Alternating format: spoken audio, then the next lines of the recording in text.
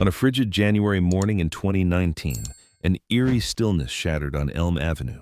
6 unmarked police vehicles glided silently to a halt before a humble 2-story residence in Ashland, Kentucky. Neighbors, peering through half-drawn curtains, watched as officers in tactical gear encircled the property with calculated precision. Inside, 78-year-old Samuel Thornton was brewing his morning coffee, a ritual etched into nearly 5 decades as a revered high school educator, church deacon, and cherished grandfather of 4. A sharp rap at his door pierced the quiet at 7:32 a.m. Samuel Thornton, Kentucky State Police. We have a warrant for your arrest in connection with the 1971 murder of Emily Whitaker. Officers later recounted how the elderly man's hand quivered faintly as he lowered his mug, yet his expression remained unnervingly serene, as if he had anticipated this reckoning for half a century. March 16, 1971. Dawn's first light cast ghostly shadows across the Eastern Kentucky University satellite campus in Boyd County. Clara Bennett, a sophomore studying education, rapped insistently on her friend Emily's dorm room door. "She always met me for breakfast on Tuesdays," Clara later confided to investigators. When she missed class 2, a chill of dread settled in.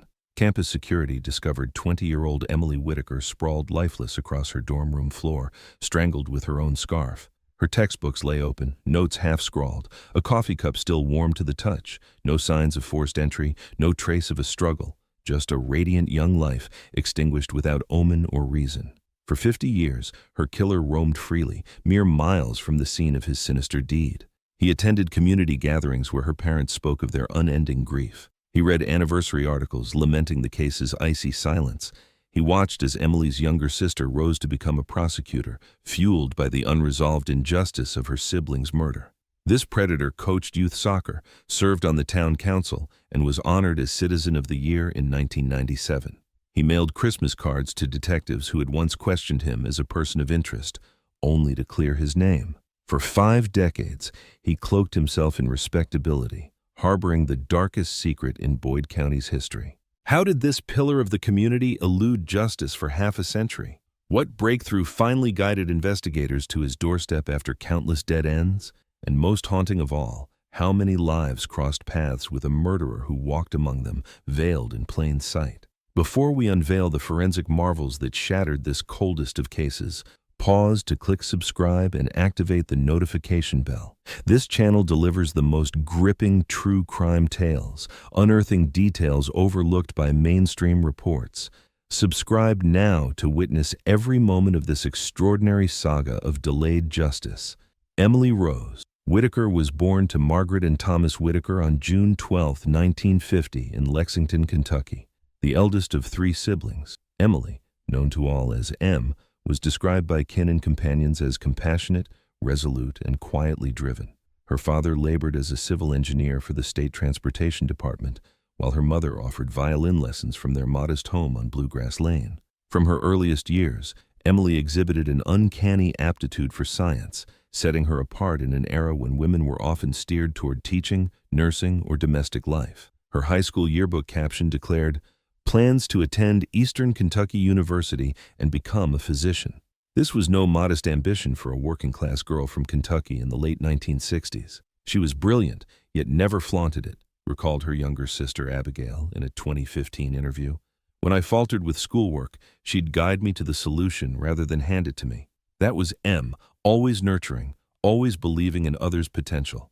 Emily graduated as valedictorian from Lexington High School in 1968 and became the first in her family to pursue higher education when she enrolled at Eastern Kentucky University's main campus in Richmond.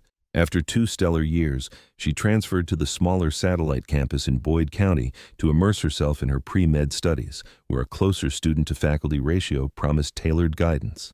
By 1971, Emily was flourishing. Her professors lauded her mastery of organic chemistry and biology. She resided in Willow Hall, a women's dormitory housing roughly 80 students. Her roommate had withdrawn mid-semester due to personal matters, granting Emily the rare privilege of a private room, a luxury for a college student of that era.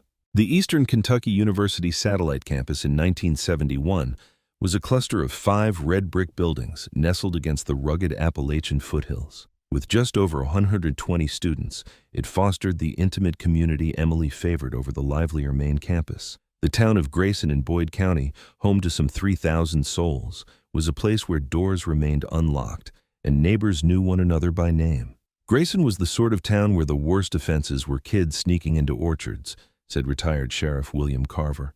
We handled petty disputes or the odd tavern brawl, but violent crime? That was alien to our way of life. On campus, Emily cultivated a tight-knit circle of friends. She worked part-time in the university library, attended the pre-medical society's meetings, and volunteered weekly at Boyd County Hospital.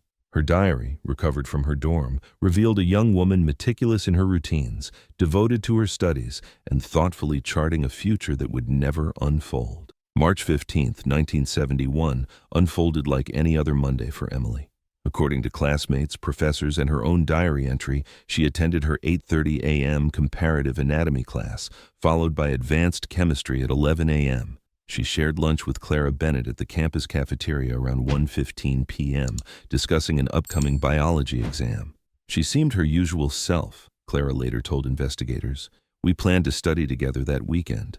She fretted about enzymes, but that was just M, always worrying, yet always acing her exams. From 2:30 to 5:00 p.m., Emily worked her library shift. The head librarian, Evelyn Harper, recalled her being unusually absorbed, reorganizing medical journals and assisting a professor with obscure references. At 5:30 p.m., security footage captured Emily entering the dining hall, dining alone while poring over notes.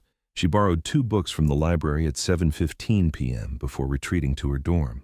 At 9:20 p.m., she phoned her parents, a Monday ritual verified by phone records in her mother's statement. She spoke of visiting for Dad's birthday, Margaret Whitaker recalled. She sounded joyful, making plans for the future. Emily's final diary entry, penned just before midnight on March 15th, read, "Exhausted but productive today. Must complete chem assignment before Bennett's class. Post Dad's card tomorrow. Summer internship deadline Friday. Review again." The next morning, Emily would be found lifeless. Between these mundane moments of a diligent student's life and the horror of her murder lay a shadowed gap of roughly 9 hours. What transpired in Emily's dorm room between midnight and the discovery of her body at 9:15 a.m. remains the sinister enigma that tormented investigators for decades. These fragments of Emily's life, her dreams, her routines, her bonds, would later prove vital as detectives sought to unravel not only how she died, but who could have targeted a promising young woman with no known foes and no secrets to conceal. As we delve deeper into this haunting case, I'm curious, where are you reading from today? Whether you're in Kentucky, where this tragedy unfolded, or half a world away, true crime binds us in pondering the profound questions of justice and human nature. Share your location in the comments as we unravel the truth behind one of America's most confounding cold cases. At 9:17 a.m. on March 16, 1971, campus security officer Daniel Ramsey radioed the Boyd County Sheriff's Department with a code unused in the county for over a decade. 1031, possible homicide, Willow Hall, room 214. That call marked the inception of Kentucky's most enduring murder investigation. Clara Bennett's morning began with mild irritation that morphed into unease and ultimately terror. When Emily failed to meet her for their usual Tuesday breakfast at 7:30 a.m., Clara assumed she had overslept. By 8:45 a.m., after Emily missed their shared biology lecture, an unprecedented absence, Clara's concern sharpened enough to prompt her to skip class and check on her friend. "I knocked several times," Clara recounted in her witness statement. "First gently, then harder. I called her name, but no answer came." The door was locked, a detail not uncommon, yet the silence within bore an unnatural weight. Emily Whitaker, ever the early riser, was uncharacteristically absent. Clara Bennett sought the resident advisor, 22-year-old Lillian Harper, who wielded her master key after her own knocks echoed unanswered. "I'll never forget Clara's scream," Lillian later testified. "It was unearthly, piercing the morning's calm." Peering past her, Lillian glimpsed Emily sprawled lifeless on the floor. She pulled Clara back, sealed the door, and hastened to summon security. Officer Daniel Ramsey arrived within moments, securing the grim scene. His report, stark and clinical, detailed the horror. Female victim, approximately 18 to 23 years of age, lying supine between desk and bed. Ligature marks evident on neck, no signs of life. Room undisturbed, door locked, window sealed. Sheriff William Carver and Detective John Kessler arrived at 9:42 a.m., followed 20 minutes later by County Medical Examiner Dr. Edward Grayson. By 10:30 a.m., the small campus swarmed with law enforcement, the air thick with the shock of a community unaccustomed to such darkness. The initial assessment unveiled unsettling peculiarities. Detective Kessler noted in his case file, the victim appeared strangled with her own scarf, a cruel twist of familiarity. No signs of forced entry marred the scene. The room remained orderly, save for the chaos encircling the body. Most perplexing was the presence of 2 coffee cups on the desk, both recently used, their rims stained with the ghost of a shared moment. This detail, the second cup, would become the case's most tantalizing and confounding clue, whispering that Emily had welcomed her killer, someone trusted enough for late-night coffee in the sanctity of her room. Dr. Grayson's preliminary examination fixed the time of death between 11:30 p.m. Monday and 2:30 a.m. Tuesday. Emily wore jeans and an Eastern Kentucky University sweatshirt, not pajamas, suggesting she was not preparing for sleep when death claimed her. The ligature marks reveal relentless pressure, Dr. Grayson recorded. The assailant struck from behind with formidable strength. Death came swiftly, within minutes, leaving little chance for resistance. Indeed, only faint defensive bruises on Emily's forearms and broken fingernails on her right hand hinted at a fleeting struggle. The killer had been both rapid and ruthless. As investigators probed the scene, they unearthed clues that would shape the early inquiry. Emily's wallet, untouched in her purse with $43 inside, dismissed robbery as a motive. Her class notes lay open beside the 2 coffee cups, suggesting she was studying when her visitor arrived. The door, locked from within, held a key found in Emily's pocket, a detail that baffled detectives. Either the killer possessed a key, improbable given the university's stringent controls, or they locked the door and exited through the window, Detective Kessler theorized. Yet the window bore no signs of tampering, and the 3-story drop would have been perilous without injury. By noon, the murder's news had rippled beyond the campus, shattering the tranquility of Grayson. Local radio stations broke into broadcasts with urgent bulletins. The university administration convened an emergency meeting, canceling classes for the week. The phones rang ceaselessly, recalled Mary Sullivan, a secretary in the administration building. Parents demanded to retrieve their children. Students wept in the corridors. It was as if the ground had shifted beneath us. The tight-knit Grayson community reeled with equal intensity. Shops shuttered early, and churches opened for impromptu vigils. The town mayor appeared on local television, urging calm while vowing to exhaust every resource to apprehend the culprit. As investigators labored through Tuesday, they meticulously gathered evidence that would, decades later, prove pivotal. Fingerprints from the coffee cups, fibers from the carpet near the body, and microscopic skin samples from beneath Emily's fingernails, where she had clawed her attacker. "We're treating every fragment as critical," Sheriff Carver told reporters at an evening press conference. "We have more questions than answers, but this case is our utmost priority for the campus and the wider community."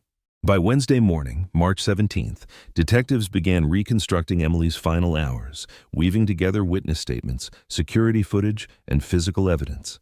At 7:15 p.m., Emily checked out 2 books from the library. Between 7:30 and 8:45 p.m., she studied alone in the dormitory common room, observed by several witnesses. At 8:50 p.m., a hallmate briefly spoke with her as she returned to her room. At 9:20 p.m., phone records confirmed her call to her parents. At 10:15 p.m., a neighbor across the hall heard a kettle's faint whistle from Emily's room. By 11:00 p.m., the same neighbor noted muffled voices, not raised in argument, but conversational. Between 11:45 p.m. and 2:30 a.m., the medical examiner estimated her death. At 9:15 a.m., her body was discovered. The inquiry faced immediate hurdles. Identifying Emily's late-night visitor proved elusive. Her diary mentioned no expected guests, and no friends reported plans to meet her. The coffee cups confirmed someone's presence, yet no one admitted to being there, Detective Kessler later explained. Either a stranger gained her trust in an instant, or it was someone she knew well enough to invite in late at night, someone who remained silent. Dormitory security posed another enigma. Willow Hall enforced strict visitor policies, requiring guests to sign in and depart by 10 p.m. The March 15th log showed no visitors for Emily, and the night guard insisted no unauthorized persons entered after hours. This suggested the killer was a resident, a university employee with access, or someone who had bypassed security undetected. The coffee cups offered the first substantial leads. Both contained traces of the instant coffee Emily kept in her room, but while one bore her fingerprints, the other had been wiped clean, a deliberate act hinting at premeditation. By Friday, March 19th, investigators had interviewed 47 individuals, friends, professors, dorm residents, and staff, collecting fingerprints from 23 potential suspects and hair samples from 15. Most provided alibis, though not all could be immediately verified. The deeper we probed, the more complex it became, Sheriff Carver wrote in his notes that weekend.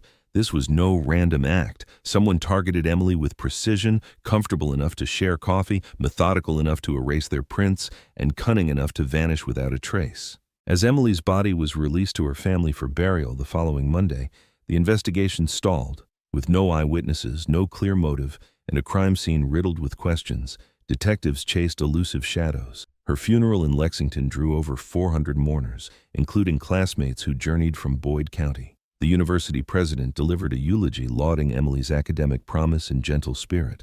Her father, stoic through the service, wept only as her casket descended. "We demand justice for our daughter," Margaret Whitaker told reporters, her voice resolute despite her tear-streaked face. "Someone knows what happened to Emily. We implore you to speak." What neither the grieving family nor the relentless investigators could foresee was that justice would remain elusive for half a century. Yet, the key to unraveling the mystery lay already in their hands, sealed in an evidence box, awaiting forensic advancements to expose a killer who moved freely among them. By April 1971, the initial shock of Emily Whitaker's murder had festered into something more insidious: fear. Enrollment at the satellite campus dwindled as parents withdrew their daughters. Female students traveled in groups, even in daylight. The administration installed brighter lights and hired round-the-clock security. Meanwhile, the investigation, launched with fervor, stumbled against relentless dead ends. Detective John Kessler adopted a meticulous approach, mapping 3 concentric circles of suspicion around Emily: those closest to her daily life, those who crossed her path regularly, and those who might have met her by chance. This yielded 27 initial suspects. "We began with the obvious," Kessler noted in his case summary: former boyfriends, male classmates who showed interest, faculty with close contact. Emily's recent boyfriend, Charles Donovan, a graduate student at the main campus in Richmond, emerged as an early focus. They had dated for 8 months before parting in January 1971, a split Emily initiated, citing his possessiveness and her focus on medical school over marriage, per her diary. "Classic motive territory," Kessler observed. Charles was questioned thrice. His alibi, studying with peers in Richmond 30 miles away, was corroborated by multiple witnesses, and a 11:30 p.m. dorm phone call ruling him out. Another lead surfaced from a witness. Sarah Langley, a hallmate, reported seeing a maintenance worker near Emily's room around 10:30 p.m. on March 15th, unusually late for staff. "He carried no tools," Sarah stated, her words casting a shadow over the investigation's early days. "I recall thinking it was peculiar, but he offered a smile and a polite good evening, so I dismissed it," Sarah Langley recounted to investigators. Her sighting led detectives to Arthur Bennett, a 43-year-old university maintenance worker with access to all dormitory buildings. Bennett carried a minor criminal record, 2 disorderly conduct charges from tavern brawls in his youth. Initial interviews revealed discrepancies in how his account of March 15th, elevating him to prime suspect for nearly 2 weeks. The case against him unraveled when records showed he was admitted to Boyd County Hospital at 9:45 p.m. that night with a fractured ankle from a ladder fall. Hospital logs confirmed he remained there until morning, physically incapable of the sinister act. "We don't know who Sarah saw," Sheriff William Carver admitted at a press briefing, "but it couldn't have been Arthur Bennett." Another suspect emerged in Professor Henry Caldwell, who taught Emily's advanced chemistry course. Several students noted his particular interest in her academic work, often requesting she linger after class for discussions. One peer described his demeanor as verging on inappropriate. Caldwell cooperated fully, submitting to questioning and fingerprinting. His alibi, spending the evening with his wife and teenage children, was verified. His fingerprints matched none found in Emily's room. Despite lingering unease, no evidence tied him to the crime scene. By late April, all 27 individuals on the initial suspect list had been cleared through alibis, forensic inconsistencies, or lack of physical ties to the scene. "We're facing either uncanny fortune or chilling precision," Detective John Kessler wrote to Sheriff Carver in a memo dated April 30th, 1971. "This was no impulsive act. Someone orchestrated this with meticulous care." The investigation broadened to Emily's life beyond campus. Detectives interviewed staff at local shops she frequented, patients she met during hospital volunteer shifts, and bus drivers on her regular routes. This effort added 43 names to the suspect list, each methodically investigated and eventually cleared. Forensic analysis, limited by 1970s technology, yielded scant results. The coffee cups were dusted with rudimentary powder methods. The clean cup revealed nothing, while Emily's bore only her prints. The scarf used to strangle her held no foreign fibers or hair traceable with available tools. Most promising were skin samples from beneath Emily's fingernails, evidence she had clawed her attacker, likely leaving visible marks. Investigators scrutinized the arms, necks, and faces of every suspect, finding no telltale scratches. The samples were stored in the evidence locker, but DNA testing remained a distant prospect. Our greatest hurdle wasn't just pinpointing suspects. It was safeguarding the evidence we had, Sheriff Carver reflected in a 1996 interview post-retirement. We knew its value, but lacked the science to unlock it. All we could do was preserve it and wait for technology to catch up. Preservation in the 1970s was rudimentary. Paper bags instead of plastic containers risked contamination. Boyd County lacked temperature-controlled storage, exposing biological samples to degradation. Documentation relied on handwritten chain-of-custody forms, prone to errors. Yet Detective Kessler enforced rigorous protocols, personally overseeing the packaging and storage of Emily's evidence, a foresight that would prove vital decades later. By summer 1971, media attention waned. Local newspapers relegated updates to back pages, and television stations shifted to fresher stories. Fading public interest troubled investigators, who feared witnesses might forget crucial details. In June, a potential breakthrough emerged. Eleanor Grayson, an elderly woman living opposite Willow Hall, reported seeing a man slip from a window around 1 a.m. on the murder night. She described him as average height, clad in dark attire, but offered no further specifics. "I thought it was just a student sneaking out after curfew," she told detectives. "Only after reading about poor Emily did I wonder if it mattered." Her timeline aligned with the estimated time of death, but her vague account provided little actionable intelligence. Canvassing the area yielded no corroborating witnesses. By September 1971, 6 months after Emily's murder, the investigation had ground to a halt. Detective Kessler's team had chased 124 leads, interviewed 201 individuals, and cataloged 97 pieces of evidence. They had constructed and abandoned dozens of theories, pursued promising threads that dissolved under scrutiny, and exhausted every 1970s investigative tool. Sheriff Carver faced the grim task of informing the Whitaker family that their daughter's case was now open but inactive, a bureaucratic euphemism for a cold case. "It was the hardest moment of my career," Carver recalled. Thomas Whitaker stared with hollow eyes. Margaret gripped his hand, her knuckles white.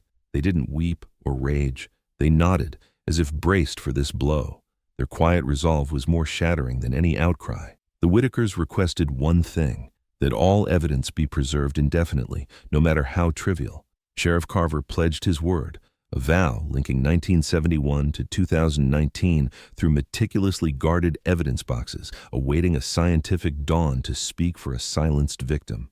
If this tale grips you, tap the like button to share it with others. The forensic breakthroughs that eventually cracked this case are nothing short of miraculous, and you won't want to miss what's next.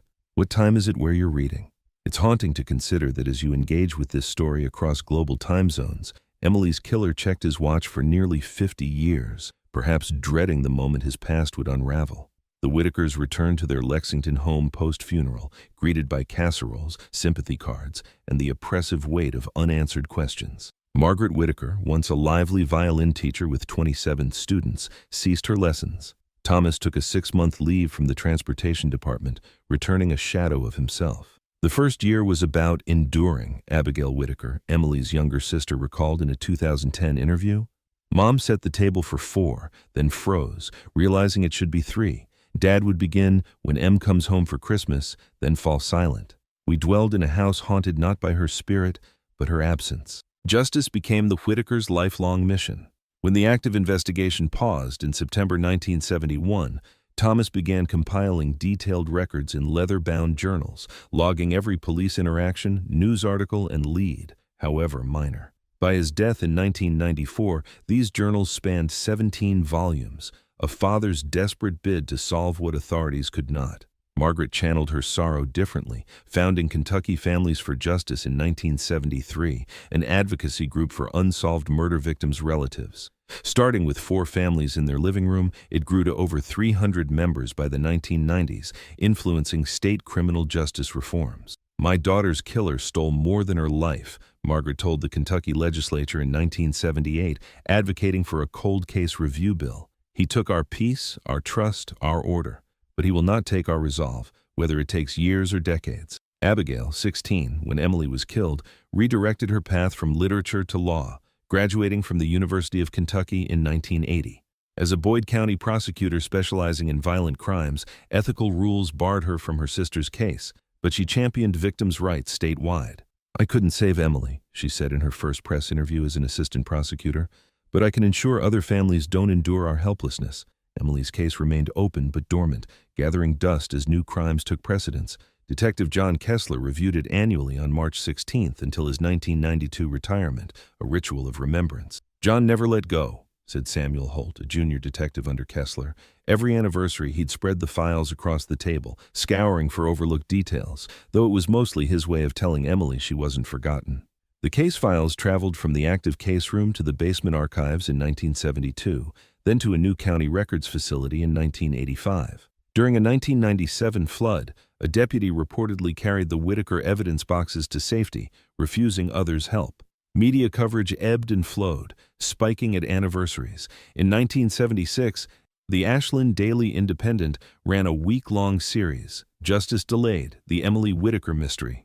The 1981 10th anniversary saw a Lexington TV documentary with investigator and family interviews. By the 1991 20th anniversary, the case had become local legend. A student newspaper retrospective contained errors, prompting a sharp letter from Margaret Whitaker. "This is not folklore. This is our ongoing nightmare." The 1996 25th anniversary coincided with DNA analysis's rise, sparking renewed interest. Sheriff Daniel Ramsey, a rookie deputy in 1971, authorized a 1996 cold case review. A 4-detective team re-examined evidence and re-interviewed witnesses over 6 weeks, repackaging the fingernail skin samples in sterile, refrigerated containers. "Those samples were our best hope," said forensic technician Laura Bennett. "In 1971, they sat in a paper envelope. We gave them a fighting chance for DNA survival."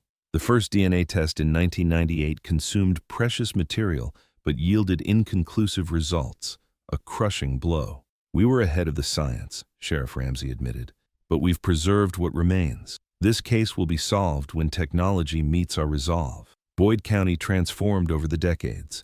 The Eastern Kentucky University satellite campus grew into a regional hub before reintegrating with the main system in 1989. Willow Hall, Emily's dormitory, was raised in 2001 for a modern complex, prompting brief media coverage. Grayson evolved from a rural hamlet of 3,000 to a suburban extension of Ashland, nearing 10,000 residents by 2010. The influx of new residents to Grayson diluted the memory of Emily Whitaker's tragedy, as many newcomers knew nothing of the sinister event that had scarred the town. Local schools wove her story into Kentucky history curricula, ensuring younger generations would heed a tale that lingered in the minds of longtime residents like an unquiet specter. Over decades, Emily's murder reshaped local law enforcement practices. Her case became a grim parable for every new officer in Boyd County, underscoring the sanctity of evidence preservation. "Before Whitaker, we treated evidence as fleeting, meant only for trial," explained Police Academy instructor Daniel Harper in 2005. "After Whitaker, we learned to guard it as if it might speak for the victim half a century hence. This shift has illuminated countless cases that might otherwise have faded into darkness." Emily's murder spurred sweeping security reforms across Kentucky's educational institutions. In 1972, responding directly to her death, the State Board of Education mandated advanced dormitory protections, electronic key systems, stringent visitor protocols, and round-the-clock security staffing. These measures, revolutionary for their time, set a national standard for campus safety. By the 30th anniversary in 2001, the investigation had undergone 5 formal reviews, each leveraging emerging forensic tools. Fingerprints were cross-referenced through automated systems, fibers scrutinized under electron microscopes, and witness statements dissected with modern analytical methods unavailable in 1971. The 40th anniversary in 2011 marked a shift in perception. Once a tragedy poised for resolution, Emily's case was increasingly seen as an enigma destined to remain unsolved. The Ashland Daily Independent's coverage bore a somber headline: 4 decades on, has justice for Emily Whitaker become unattainable? Margaret Whitaker, then 84 and frail, gave what many believed would be her final interview. "I've reconciled that I may not see Emily's killer brought to justice," she told the paper, her voice steady despite her waning strength. "Yet I believe that day will come.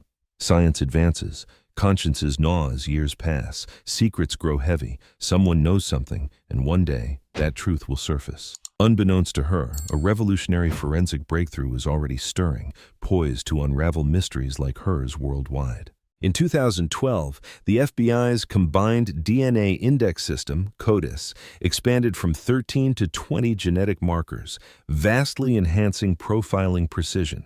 The following year, familial DNA searching debuted in a U.S. case, revealing suspects through relatives' genetic data. By 2018, genetic genealogy, using commercial DNA databases to trace family connections, emerged as a potent tool, exemplified by the Golden State Killer's arrest, resolving crimes from the 1980s. In Boyd County, Detective Laura Bennett, who inherited the Whitaker case in 2015, followed these developments keenly. A meticulous investigator trained in cold case methodology, she digitized all records, creating a comprehensive electronic archive. "The Whitaker case was never short on evidence," she wrote in a 2018 funding request for advanced DNA testing. "The challenge was linking it to a specific individual. Genetic genealogy, as seen in the Golden State Killer case, could be our path to justice for Emily." Her request was approved in January 2019, igniting the final act of a saga spanning nearly 5 decades. As evidence was prepared for a specialized laboratory, none could foresee how swiftly Emily's killer would be unmasked or how shocking his identity would be. Margaret Whitaker, who had sustained her quiet resolve for 48 years, would live just long enough to witness her daughter's killer named. The woman who founded an advocacy group, testified before lawmakers, and kept Emily's memory alive through decades of despair would finally receive the answer she sought since that fateful March morning in 1971. On February 12, 2019, Detective Laura Bennett sealed an evidence package containing skin samples from beneath Emily Whitaker's fingernails. The small parcel, treated with the reverence of a sacred relic, embodied the last hope for resolving a case that had haunted 3 generations of investigators. "I thought, this is it," Bennett recalled. "Either this succeeds, or Emily's case may remain an eternal enigma." The samples were sent to Parabon Nanolabs in Virginia, a leader in genetic genealogy for law enforcement. This cutting-edge method merged recreational ancestry testing, big data analytics, and forensic science, identifying suspects through distant relatives who had shared DNA with commercial services for unrelated reasons. "Traditional DNA testing is like searching for an exact address," explained Dr. Cassandra Holt, the forensic genetic genealogist assigned to the case. "Genetic genealogy finds someone by tracing their cousins, then deducing their location through family ties. It vastly expands our reach." Extracting usable DNA from 48-year-old samples posed a formidable challenge. "We had about 0.4 nanograms of fragmented DNA," Dr. Holt noted, "normally insufficient, but amplification techniques allowed us to proceed. Using whole genome amplification, the lab generated enough DNA copies to create a profile with hundreds of thousands of genetic markers, far beyond the 20 used in standard databases. This profile was compared against public genetic databases, yielding no direct matches but identifying 17 distant relatives, third and fourth cousins sharing great-great-grandparents with the killer. From these, the team built family trees, tracing backward through historical records and forward through birth, marriage, and death certificates. "It's like assembling a puzzle without knowing the final image," Dr. Holt said. By late March 2019, they mapped over 2,400 individuals across 7 generations, narrowing to 38 potential suspects using filters, male aged 18 to 40 in 1971 with ties to Boyd County. Further refinement by location reduced the list to 7 men. On April 2, 2019, Detective Bennett received the list. "I expected unfamiliar names," she recalled. "Instead, one name sent a chill through me." Third on the list was Samuel Thornton, 78, a Huntington resident. Digitized case files revealed Thornton, then a 30-year-old chemistry teacher, had been interviewed in 1971 as a witness, not a suspect. He had tutored Emily occasionally and guest lectured at the campus, claiming their relationship was professional, and his last contact was 2 weeks prior. His alibi, home with his wife, was corroborated, and with no evidence linking him, investigators moved on. He was a footnote in 2,000 pages, Bennett noted. To confirm, she opted for covert DNA collection.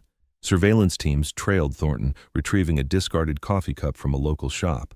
On April 7th, the state lab confirmed a 99.9998% match with the fingernail DNA.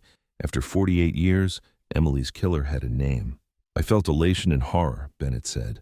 Elation for the answer, horror for who it was. The horror deepened as investigators uncovered Thornton's life since 1971. Far from a shadowy figure, he was a Boyd County cornerstone. After teaching high school chemistry, he joined Eastern Kentucky University's faculty in 1983, later chairing the chemistry department until retiring in 2009. He served 3 terms on the Grayson City Council, coached youth soccer, and was named Citizen of the Year in 1997. Most chillingly, he maintained ties to the Whitaker family, attending Emily's funeral, donating to her scholarship fund, and serving with Margaret Whitaker on a 1985 campus safety task force, all while concealing her daughter's murder. "The deception required to live such a duality is almost unfathomable," said Dr. Evelyn Carter, a forensic psychologist. "He didn't just hide, he crafted a persona of unimpeachable virtue within the very community he wounded." Detective Bennett planned Thornton's arrest meticulously, mindful of his age, status, and the media storm to follow. On January 15, 2019, as dawn broke over Huntington, 6 unmarked vehicles surrounded Thornton's modest home of over 40 years. As officers approached, none anticipated the final twists this case would unveil, or the community's shock at discovering a monster in their midst. Share your theories below. How did Samuel Thornton evade justice for so long? Was it calculated brilliance, systemic failures, or mere chance that let him walk free while Emily's family suffered? When Thornton opened his door, he met Detective Laura Bennett and 5 officers with a look of resigned recognition. He offered no resistance, saying only to his wife of 47 years, "Call Attorney Harper, tell him it's about the Whitaker girl." News of his arrest swept Boyd County like wildfire. By noon, every local outlet reported the story, grappling with the dissonance of a beloved figure revealed as a killer. Former students and neighbors voiced disbelief. "It can't be Thornton," said former student Michael Reed. "He was kind, wrote my recommendation letter, attended my graduation."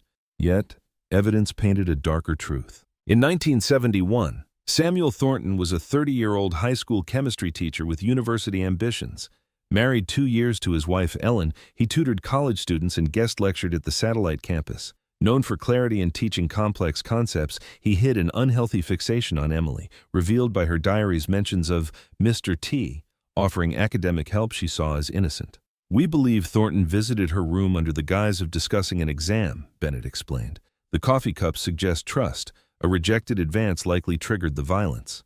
After strangling Emily, he wiped surfaces, removed the second cup, never recovered, and slipped out during a security shift change. His wife, on sleep medication, couldn't confirm his return time. Thornton didn't flee, but entrenched himself deeper, becoming a faculty leader, community servant, and trusted mentor. He didn't just hide, he reinvented himself as untouchable, Dr. Carter noted. He attended Emily's memorial services, quoted in articles about her case, and joined a 1991 campus safety panel.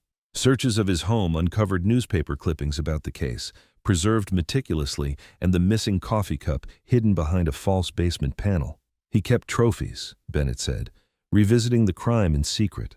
Former students recalled his kindness, neighbors his generosity, yet Mayor Daniel Harper, a former council colleague, said, "Both the mentor and the killer were true. We're grappling with that paradox." The courthouse buzzed for Thornton's January 17, 2019 arraignment. News vans crowded Grayson's streets, and national reporters vied for seats. Thornton, in an orange jumpsuit, appeared diminished, his academic aura gone. Judge Evelyn Langley, a former student, recused herself, citing impartiality, and Judge William Carver presided. Thornton pleaded not guilty, but his attorney, James Harper, soon pursued a plea deal after a second lab confirmed the DNA. Grayson split between disbelief and betrayal, Flowers adorned Emily's former dorm site, while angry notes defaced Thornton's donor plaque. The university removed his name from a scholarship and established one for Emily. The council revoked his 1997 award. "We're questioning everything," said Dr. Samuel Chen, chemistry chair. How many students trusted him?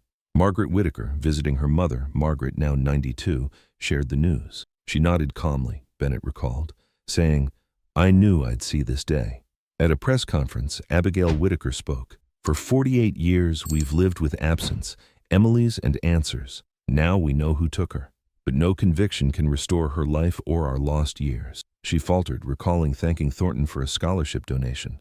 His cruelty outstrips the murder itself. On March 15, 2019, 48 years after Emily's death, Thornton pleaded guilty to first-degree murder, avoiding additional charges, for evidence tampering. At the April 30th sentencing, overflow rooms with video feeds accommodated mourners, colleagues, and cold case detectives nationwide. Thomas Whitaker Jr., Emily's nephew, spoke of inherited grief. Margaret's statement, read by Abigail, said, "To the man who took my daughter, you stole her future and ours. I don't hate you. Hate would take more from me. I pity your emptiness." Thornton, rising slowly, said, "I have no justification. I lived 2 lives, one public, one secret. I cannot undo what I did to Emily, only admit it now. Too late." Judge Carver sentenced him to life without parole, a death sentence for the 78-year-old. As he was led away, he glanced at Abigail, a fleeting moment noted by observers. Emily's case became a teaching tool. The FBI included it in training for genetic genealogy's power. Forensic programs studied its evidence preservation lessons. Grayson established an ethics center and a memorial garden at Willow Hall's site. On the first anniversary of Thornton's sentencing, Margaret Whitaker died peacefully, her obituary noting her fulfilled quest for justice. If you're gripped by such cases, subscribe for more. We explore how science and dedication bring closure, rewriting cold case history one DNA strand at a time. What's the weather where you are? As we share this tale, it's a reminder we're connected across diverse places, much like Grayson faced its dual truths about Samuel Thornton.